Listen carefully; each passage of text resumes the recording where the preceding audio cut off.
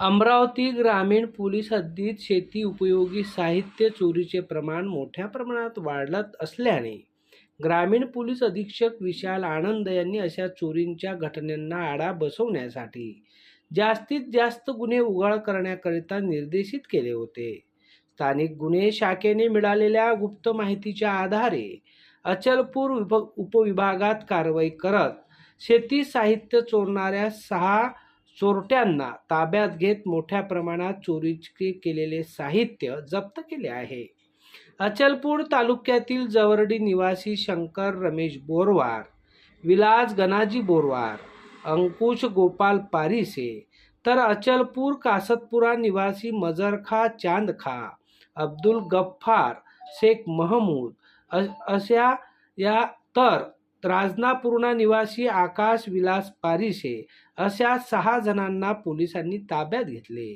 मोटरसायकलने जाणाऱ्या या चौघांना ताब्यात घेत कसून चौकशी केली असता त्यांच्याजवळ प्लॅस्टिक पोत्यात केबल, वायर, तांबा तार हे साहित्य मिळून आले. त्यांना विश्वासात घेऊन चौकशी केली असता शेतातून motor pump, machine, sprinkler, pipe, aluminium तार व शेती उपयोगी साहित्य चोरल्याचे कबुली दिली. हे चोरलेले साहित्य दुला गेट येथील भंगार दुकानदारांना कमी किमतीत विकल्याचेही सांगितले.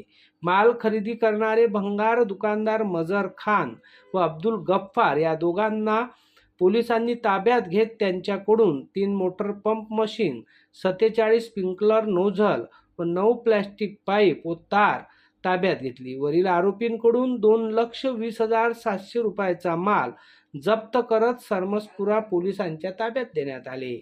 या 6 जणांनी एकूण 4 ते 5 पोलीस स्टेशन हद्दीत 13 गुन्हे केल्याची कबुली दिली आहे. पोलिसांनी ताब्यात घेतलेल्या या आरोपींनी 8 पोलीस स्टेशन हद्दीतील 13 गुन्ह्यांची कबुली दिली आहे. सिरसगाव पोलीस स्टेशन हद्दीतील 3, सरमसपुरा 2, परतवाडा 2, ब्राह्मणवाडा थडी 2, तर आशेगाव, चिखलदरा, चांदूर बाजार व अचलपूर 1 असे एकूण 13 गुन्ह्यांची कबुली दिली आहे.